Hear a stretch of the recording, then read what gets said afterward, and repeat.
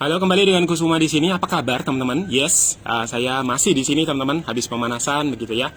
Barusan habis video yang pertama live, ya. Nah, video berikutnya ini, teman-teman, ini berkaitan dengan video yang tadi, ya. Jadi untuk sukses ya, untuk mencapai apapun yang Anda inginkan, impikan, gitu ya. Anda pengen sesuatu, pengen bikin video renungan, pengen pergi ke suatu tempat, pengen mencapai hal tertentu, Anda mesti just do it, teman-teman. Ya, jadi video yang sebelumnya adalah tentang itu, just do it, gitu ya. Nah, bahkan ada video tambahan ya yang saya akan maksudnya yang saya akan sertakan di bawah situ, di mana video ini viral sekali ya, tentang seorang pria yang sedang marah-marah begitu ya, dan intinya dia hanya mengatakan just do it gitu ya, you can do it gitu kan, bahwa Anda mengatakan bahwa Anda akan melakukan hari ini ya, tetapi Anda belum lakukan. Anda bilang kemarin Anda akan lakukan, tapi Anda enggak lakukan. Nah, masalahnya apa, teman-teman ya? Jadi saya dapat hal ini ya, itu dari pada saat saya sangat suka ya tentang motivasi ya. Jadi judulnya adalah BEJ, teman-teman ya. Jadi musuh dari apa yang kita ingin capai dalam hidup ini ya, seringkali hanya bisa disimpulkan dengan 3 hal ini, teman-teman. Jadi yang pertama adalah blame ya, BEJ. Yang kedua adalah excuse ya, yang ketiga adalah justify. Nah, jadi kita bisa belajar ini dari pembicara-pembicara terkenal ya, orang-orang yang menguasai tentang self help seperti Pak Tung Desmuaringin dan seterusnya ya. Saya dapat beberapa hal ya. Salah satunya adalah BEJ ini, teman-teman ya. Jadi BEJ ini itu sering menimpa atau menjangkiti banyak orang ya. Jadi seperti penyakit, teman-teman ya. Anda bisa koreksi, Anda bisa lihat ke diri Anda sendiri ya, ada nggak ya terjangkiti dengan 3 hal ini. Yang pertama adalah sering menyalahkan seseorang ya, atau sesuatu, teman-teman ya. Jadi selalu ada untuk disalahkan ya. Jadi kalau tangannya ini selalu nuding, padahal 3 tangan kembali ke diri kita ya. Saya juga tidak sedang mengkritisi siapapun, teman-teman ya, karena live seperti ini bisa siapapun yang nonton gitu ya. Jadi ada orang-orang tertentu ya, termasuk saya ya. Jadi kita sama-sama belajar, teman-teman. Jadi ketika kita nuding ya, tangan yang 3 ini menuju ke diri kita, jari kita menuju ke diri kita. Nah, apa yang bisa disalahkan ya? Yang biasanya disalahkan adalah biasanya masa lalu, teman-teman ya. Kadang-kadang yang disalahkan adalah orang tua ya. Wah, saya nih dilahirkan orang tua saya nggak bertanggung jawab ya, orang tua saya menikah lagi mungkin ya, atau bagaimana kamu harapkan saya bisa sukses ya, kedua orang tua saya cerai misalnya ya, saya sudah ditinggalkan sejak masih kecil ya. Jadi yang disalahkan tuh masa lalu ya. Mereka membutuhkan permission untuk tidak menjadi sukses gara-gara ya masa lalunya seperti itu, teman-teman. Saya pernah dengar ya kalimat seperti itu. Ya gimana ya, kamu harapkan apa saya untuk sukses gitu kan, orang saya dilahirkan loh seperti ini, saya disia-siakan sama keluarga saya dan seterusnya ya. Padahal ini cuman sekedar blame ya, menyalahkan, teman-teman. Nah, yang berikutnya apa yang bisa disalahkan? Ya, kadang-kadang sumber daya. Ya, Anda merasa bahwa ya gimana saya bisa sukses? Saya loh dilahirkan dari orang yang nggak punya misalnya ya. Saya nggak punya modal ya. Saya cuma sekolah sampai kelas 5 SD misalnya. Ya, atau saya bahkan Anda bisa menyalahkan suku tertentu ya. Saya bukan orang-orang tertentu yang memang sudah biasa apapun ya, bekerja keras atau apa ya. Atau Anda bisa menyalahkan, kembali teman-teman ya, ini tidak bermaksud suku, agama, ras ya, enggak sama sekali ya. Jadi saya bahkan tidak tahu siapa yang menonton video ini gitu ya. Jadi saya tidak bermaksud mengkritik siapapun dan gaya hidup apapun gitu ya. Oke. Yang berikutnya ya, kita bisa menyalahkan cuaca misalnya ya. Bisa menyalahkan keadaan negara ya, bahkan bisa menyalahkan negara ini ya. Ya, kamu harapkan apa? Saya tinggal di negara ini di mana hukumnya bla bla bla misalnya gitu ya. Kalau saya tinggal di Singapura misalnya, atau ya kadang-kadang bisa begitu ya. Jadi Anda bisa menemukan 1001 hal untuk disalahkan, teman-teman ya. Bahkan Anda bisa menyalahkan, ada orang yang menyalahkan yang di atas ya, menyalahkan Tuhan. Gak masuk akal memang ya. Kenapa Tuhan tuh tega gitu ya, kenapa kalau Tuhan tuh baik kok dia mengambil suami saya misalnya gitu kan. Jadi yang disalahkan yang di atas ya, gak masuk akal gitu ya. Nah, tapi itu terjadi ya. Yang pertama adalah blame. Yang kedua adalah excuse, teman-teman ya. Excuse ini selalu punya alasan ya. Kenapa kamu datang terlambat? Ya habis hujan sih ya, habis di jalan macet sih ya. Kita bisa kejar lagi dengan pertanyaan, ya kenapa kamu nggak lebih awal berangkatnya ya. Ya itulah masalahnya ya. Jadi masalahnya pada tidak lebih awal berangkat ya. Nah, Lalu apa lagi yang bisa dijadikan alasan? Banyak sekali teman-teman. Ya, kenapa kamu belum sukses? Ya habis, nggak ada yang ngajarin, ya, nggak ada yang bimbing, ya. Kenapa kamu begini? Ya habis, ya dan lain-lain. Ya itu alasan teman-teman. Blame, ya menyalahkan. Oh sudah ya, alasan. Yang ketiga teman-teman, justify. Ya justify ini artinya kita selalu mencari pembenaran. Ya seperti di video sebelumnya, ya sahabat saya mengatakan bahwa ya kamu bisa, kamu udah berpengalaman gitu kan. Ya gimana berpengalaman gimana? Ini saya juga mulai baru loh. Ya masalah renungan rohani ini saya belum selama Romo gitu kan, belum selama teman saya yang memang sudah ngajar di bidang itu. Ya dia sudah guru ya. Nah, tapi sahabat saya mencari pembenaran, ya. Pembenaran ini seperti kambing hitam, ya. Dan saya tidak bermaksud mengkritik sahabat saya, bahkan makanya saya nggak bilang dia namanya siapa gitu ya. Jadi kadang-kadang kita selalu mencari kambing hitam, teman-teman. Misal ya iyalah dia bisa, ya lihat tuh keluarganya mampu gitu ya. Ya iyalah dia bisa, kenalannya aja anak-anak pejabat gitu kan. Ya iyalah dia bisa, kan dia ganteng. Ya, nah, ya dan lain-lain teman-teman.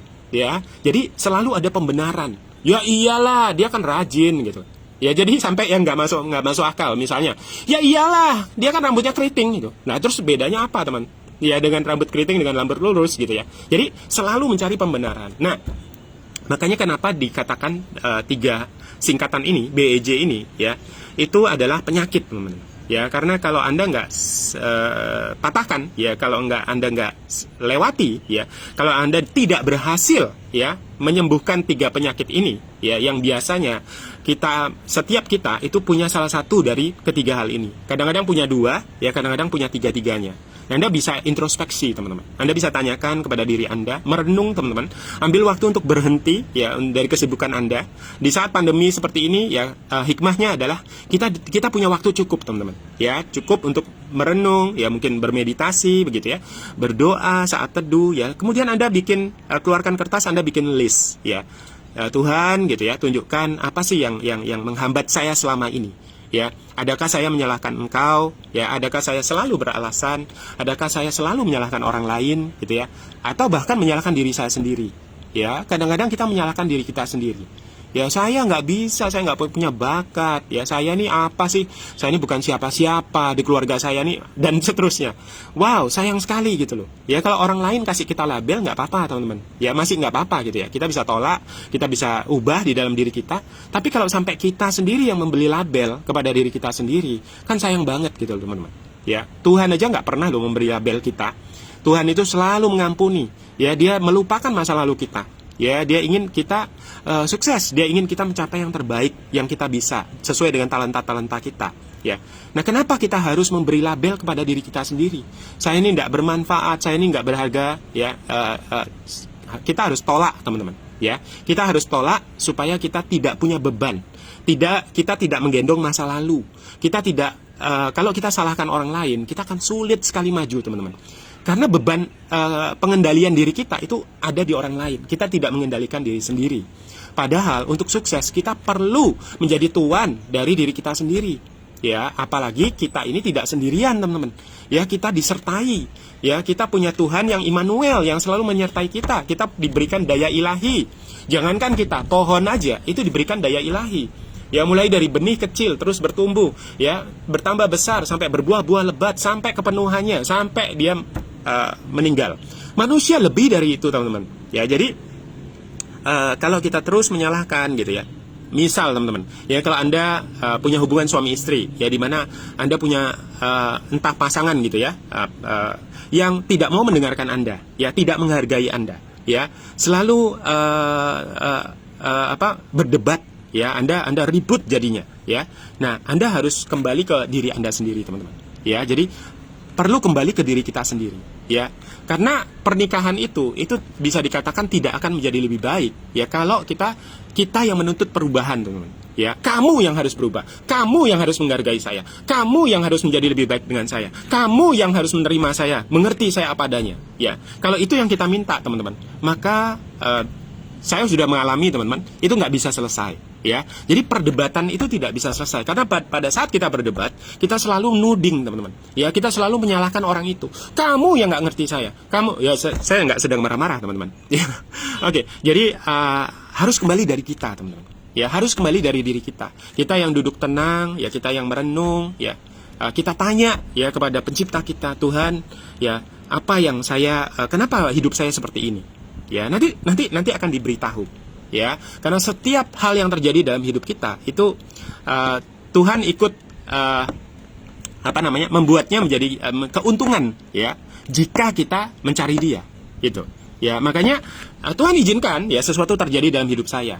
Kalau saya tidak berubah dari diri saya, teman-teman, maka saya akan cenderung mencari orang lain yang salah, ya, bukan saya yang salah. Ya, orang ini yang salah, ya.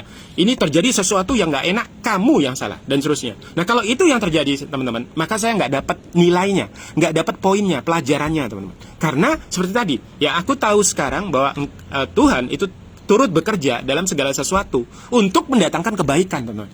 Nggak peduli apapun, teman-teman. Ya, saya pernah cerita tentang Ayub, ya, bagaimana anaknya meninggal semuanya, ya, kemudian hartanya habis, ya, kemudian dia sendiri sakit, ya, sampai borok-borok sebenarnya. Nah, bayangkan bagaimana mungkin dia masih bisa bersyukur, ya, bagaimana mungkin dia masih bisa percaya diri, ya, beriman, ya, dan lain-lain, punya pengharapan. Itu sulit sekali, teman-teman. Ya, tapi ujung akhirnya ternyata betul. Ya, kalimat itu betul sekali, teman. Aku tahu sekarang bahwa engkau turut mendatangkan kebaikan bagi orang-orang yang percaya, bagi orang-orang yang mengasihi, bagi orang-orang yang mencari Dia, gitu. Jadi pada saat Anda kepentok, teman-teman, ya, apapun yang terjadi dalam hidup Anda sekarang ini, ya, Anda perlu simpan telunjuk Anda, gitu ya. Lalu duduk tenang, ya, berdoa, lalu tanya, apa yang saya harus berubah, ya. Jadi mulai dari diri Anda, teman-teman. Nah, ketika itu yang kita lakukan, teman-teman, maka orang lain akan ikut berubah.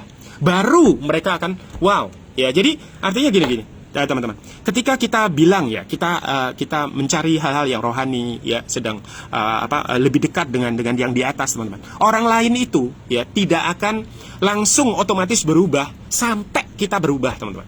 Ya, sampai buah-buah dari pertobatan kita, ya, itu bisa dirasakan oleh orang lain. Jadi kalau ada dua orang, ya, mungkin berpasangan tadi, ya, yang ribut, ya, dan seterusnya di ambang perceraian, maka salah satu harus bertobat, ya, dan harus berubah dari dirinya dulu, teman-teman. Dan itu Anda, gitu. Karena kalau kita tunggu pasangan terus kapan, gitu, ya, maka kendalinya di orang lain, gitu, ya. Begitu juga mungkin anak-anak Anda, teman-teman, ya, anak-anak Anda kelakuannya nggak baik, ya, atau tidak sebaik yang Anda harapkan, ya. Anda hanya bisa apa? Zaman sekarang ini, teman-teman, kan kita nggak bisa lagi kasar seperti dulu, gitu ya. Maka yang bisa adalah kita cuma bisa doakan. Ya, doakan, serahkan kepada yang di atas, gitu. Ya, supaya diubahkan, gitu. Ya, dan hanya bisa menerima dia. Nggak bisa marahin dia, kritik dia, ya, malah lebih parah lagi, gitu, teman-teman. Ya, yang bisa adalah mengerti dia, ya, mensupport dia, tetap memberikan kasih kepada dia. Lalu doakan, ya, pada saat dia nggak lihat, gitu kan, pada saat lagi asik main atau tidur, doakan. Ya, doakan dia. Ya, doa orang tua yang benar, gitu. Nah, itu besar kuasanya Tuhan, teman-teman, ya. Jadi Anda bisa mulai dari tempat Anda mulai, ya. Tempat Anda mulai ini adalah kudus, ya. Tempat Anda berdiri ini kudus, ya. Kalau Anda punya impian besar, ya, Anda punya sesuatu yang besar yang Anda ingin capai, ya, mulai dari tempat Anda berdiri. Jangan salahkan siapapun, teman-teman, ya. Jangan cari pembenaran, jangan cari alasan, teman-teman. Mulai dari tempat Anda, lalu, ya, Anda sendiri yang berubah. Ya, itulah kenapa belajar dan berubah itu penting sekali, teman-teman. Kalau kita nggak belajar dari pandemi ini, ya, maka kita nggak akan dapat sesuatu hikmahnya, teman-teman. Kalau dari kejadian yang terjadi dalam hidup Anda nggak belajar, waduh, sayang sekali, teman-teman. Ada orang yang kehilangan sampai ratusan juta gara-gara judi online, teman-teman. Ya, ada seorang ibu yang sudah bekerja seumur hidup, ya, punya uang belasan juta boleh, ya, belasan miliar boleh, yang jelas banyak sekali. Lalu karena dilihatnya ibu ini sedang pensiun, ya, lalu keponakannya menawarkan, ya, untuk mengelola uang itu, ya, karena si ponakannya ini sudah belajar lama, ya, dan ahli di bidang itu. Dia seorang pialang. Nah, singkat cerita, bulan pertama dapat uang banyak sekali, ya, bulan kedua dapat uang banyak sekali, lalu di bulan ke-11, ya, keponakannya ini harus pergi, ya, meninggalkan si ibu ini dan si tantanya ini, ya, karena habis sudah teman-teman. Nah, jadi bayangkan iya, ada orang-orang yang habis begitu banyak ya karena tidak bisa mengelola keuangannya. Kalau mereka tidak belajar dari kejadian itu dan mencari hikmahnya, teman-teman, ya, karena kejadian itu begitu besar nilainya, pasti pelajarannya begitu mahal. Ya, nah bayangin kalau kita nggak ambil pelajarannya dari sebuah perceraian, dari sebuah pertengkaran, dari sebuah bagaimana anak ini menjadi anak yang nggak penurut, ya, dari sebuah kehilangan, ya, kehilangan keuangan seperti cerita tadi. Kalau kita tidak ambil pelajaran ya dari sebuah kejadian seperti pandemi seperti ini, teman-teman, atau apapun gitu ya, itu ada hikmah yang luar biasa. Contoh ya, teman-teman, di Bali ini saya mengamati bahwa ketika keadaan seperti ini, teman-teman, Bali ini menjadi jauh lebih bersih. Ya, dan saya tahu di YouTube, teman-teman, banyak sekali orang-orang di Bali ya, termasuk pejabat ya, termasuk pegawai pemerintahan, masyarakat, bahkan tamu-tamu ya, baik asing maupun lokal, itu yang mereka membentuk satu komunitas yang kemudian mereka bersih-bersih.